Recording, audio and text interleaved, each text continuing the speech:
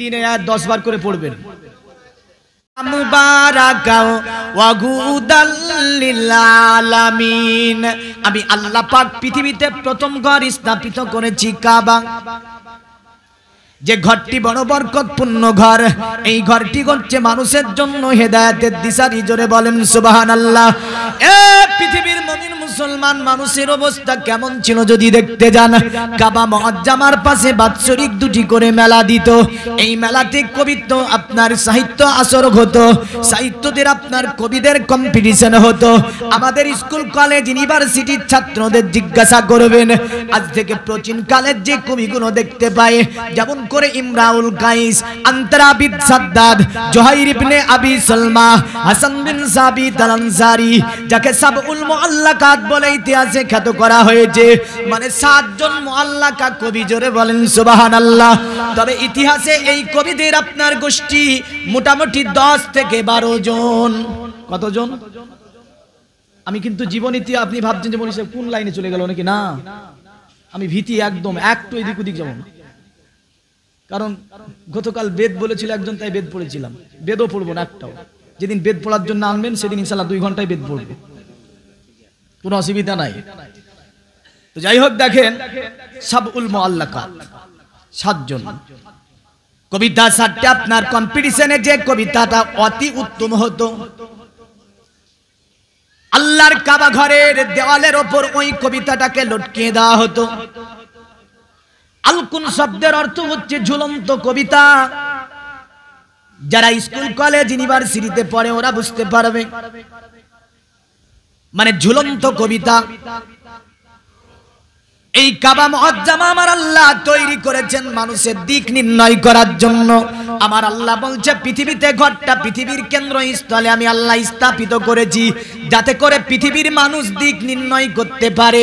আমি আল্লাহ আমাকে সিজদা করতে গেলে আমি আল্লাহ আমাকে তো তারা দেখতে পাবে না। আমি আল্লাহ আমাকে সিজদা কোন দিকে মুখ করে করবে। আমার আল্লাহ বলছে আমার বান্দা, পৃথিবীতে আমি আল্লাহ আমাকে তুমি তো দেখতে পাবে না। আমাকে যদি তুমি সিজদা করতে চাও, আমি কাবা মুআজ্জামা তৈরি করে দিয়েছি, ওই কাবার দিকে মুখ করে আমি আল্লাহ সিজদা করো, তাহলে আমি আল্লাহ আমাকে সিজদা করা হবে। জোরে বলেন সুবহানাল্লাহ। এ পৃথিবীর মুমিন মুসলমান, এই উকাজা মেলাতে আপনার দিনের বেলাতে পুরুষেরা, দিনের বেলায় পুরুষেরা তওয়াফ করত উলঙ্গ হয়ে, আর রাত্রিতে উলঙ্গ হয়ে তওয়াফ করত নারীরা। কারা? দিনের বেলায় পুরুষেরা আর রাত্রিতে নারীরা। লামহাত বলে একটা কিতাব আছে, যারা বর্তমান এই যে এর আগে এসএসসিতে বসলো, এই লামহাত কিতাবের মধ্যে সুন্দরভাবে দেওয়া হয়েছে ঘটনাটাকে, যে দিনের বেলায় মানে জিলকাদ মাসে যে মেলাটা হতো, এতে দিনের বেলায় নারীরা, রাত্রিতে নারীরা, আর দিনের বেলায় পুরুষেরা। কুরাইশ বংশের একটা পুত্রবধূ, বুঝলেন, রাজার বংশ ছিল এটা। কোন বংশ? আমার জীবনী কিন্তু অন্যরকম হবে, কারণ আমি আপনাকে রাজা প্রমাণ করে দেব কিতাব থেকে।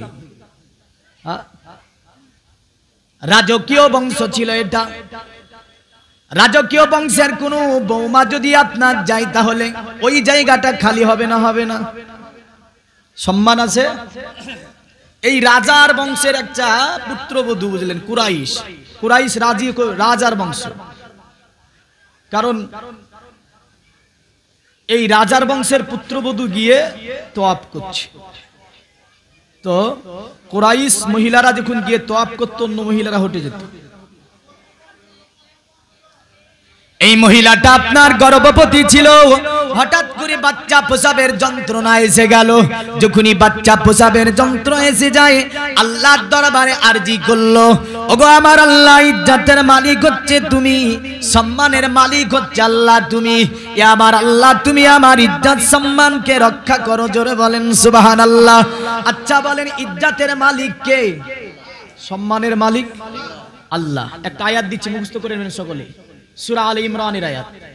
আল্লাহ পাক বলছে, কুলিল্লাহুম্মা মালিকাল মুলকি তুতিল মুলকা মান তাশাউ ওয়া তাজিউল মুলকা মিম্মান তাশাউ ওয়া তুইজ্জু মান তাশাউ ওয়া তুযিল্লু মান তাশাউ বিয়াদিকাল খাইর ইন্নাকা আলা কুল্লি শাইইন কাদির।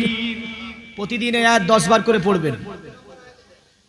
নাম্বার তো দেখতে হবে, তাহলে সূরা আলে ইমরান পড়বেন, পেয়ে যাবেন। সূরা আলে ইমরানের আয়াত, এটা সিওর। হ্যাঁ, সূরা আলে ইমরান নাম্বারিং আমার তো ঠিক করা নাই, তবে সময় লাগবে। এখন শেষের দিকে আপনাকে বলে দিয়ে যাব ইনশাআল্লাহ নাম্বারটাও। হ্যাঁ, শেষের দিকে বলে দিয়ে যাব। তো সূরা আলে ইমরানের আয়াত, এই আয়াতটা হচ্ছে ইসমে আজম। কি আমরা মধ্যে মধ্যে আমল দেব, লেবন এগুলো প্রতিদিন সকালবেলায় ফজর নামাজ পড়ে এই আয়াতটা 10 বার পড়বেন।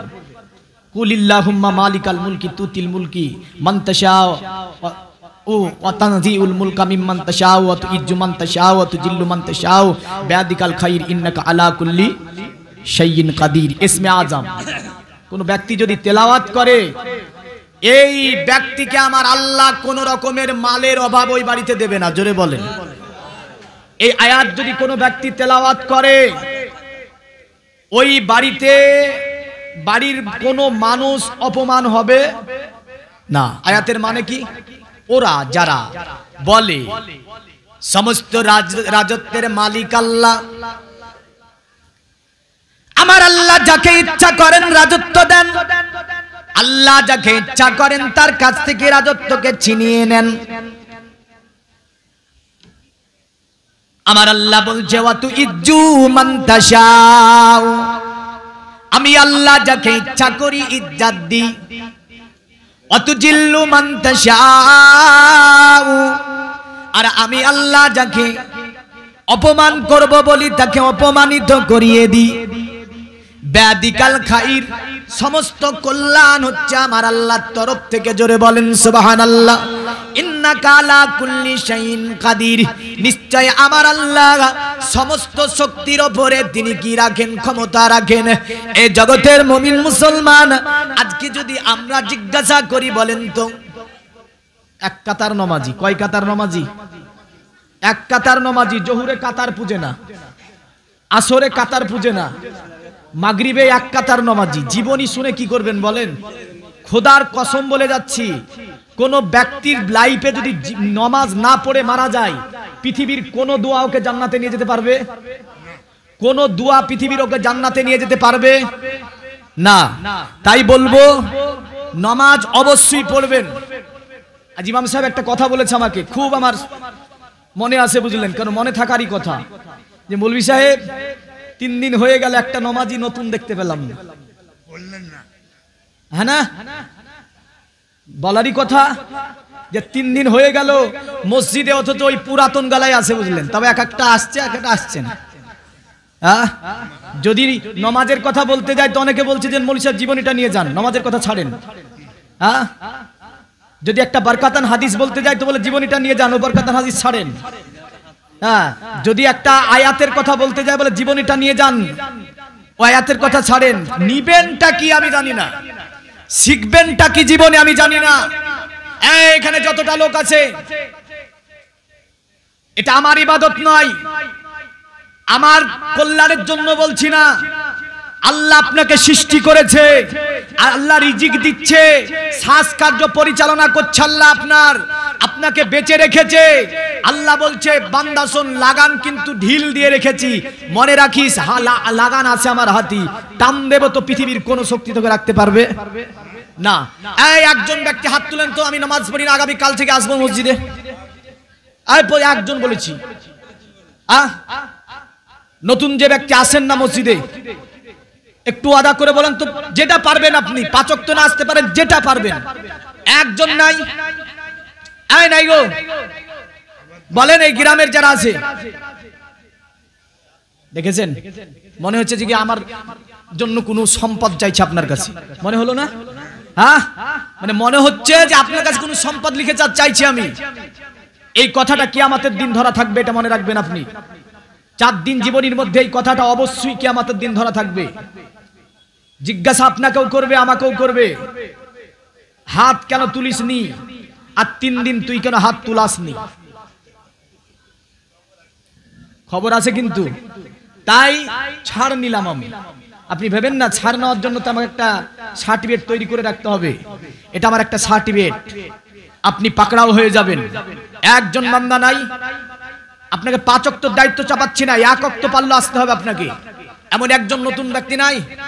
এই হাত তুলে বলেন না গো যে ইনশাআল্লাহ আমি যতটা পারবো পড়বো। একজন হাত তুলে বলেন তো দেখি। এই বলেন। সবগুলোই নামাজি নাকি গো? হ্যাঁ দেখেছেন? আচ্ছা, জুম্মা পড়ে না এমন ব্যক্তি এখানে আছে না নাই? রাসূলুল্লাহ বলেছে যারা জুম্মার নামাজ পড়ে না তাদের নাম মুনাফিকের খাতাতে আছে। কাদের খাতাতে আছে? মুনাফিকের খাতায় আছে। যারা জুম্মা পড়েন না এমন একজন মুসল্লি হাত তুলে বলেন তো আগামী জুম্মার নামাজগুলো সব পড়বো। সবাই পড়েন? জুম্মার নামাজে সবাই সকলে আসেন নাকি? তো যাক, সবগুলোই নামাজিয়ে দেখেন। আর সবগুলোই কিন্তু জুম্মা নামাজ। আপনি যদি আগামী কাল থেকে দেখতে না পান আপনি যাবেন বাড়িতে। বুঝা গেল? কারণটা হচ্ছে নামাজ অবশ্যই পড়তে হবে, না হবে না?